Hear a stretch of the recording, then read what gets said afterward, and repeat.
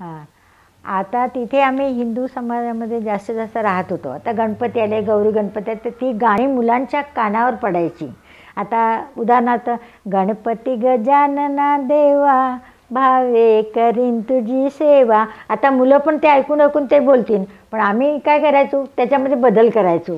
बदल म्हणजे असं, मोशे रब्बेनूच्या देवा भावे करीन तुझी सेवा, लावीन मशिदीत बत्ती द्यावी मला दिव्य दृष्टी, मोशे रब्बेनूच्या देवा भावे करीन तुझी सेवा, वाटीन सुगंधित फुले भक्ती करीतो आम्ही मुले, मोशे रब्बेनूच्या देवा भावे करीन तुझी सेवा.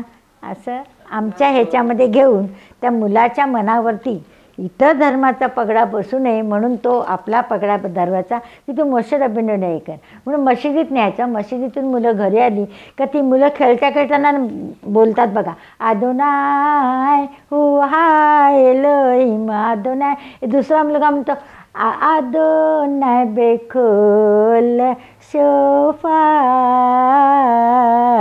म्हणजे ती मुलं पण त्या मुलांना त्याच्या ह्याच्यामध्ये आम्हाला जास्त जास्त त्याच्यासाठी जास्त मेहनत घ्यावी लागत होती. कारण मुलं दुसऱ्या ह्याच्यामध्ये वावरत होती, आजूबाजूला दुसरा समाज होता, त्याच्यामध्ये आपला धर्म सांभाळून ठेवणं अतिशय महत्त्वाचं होतं.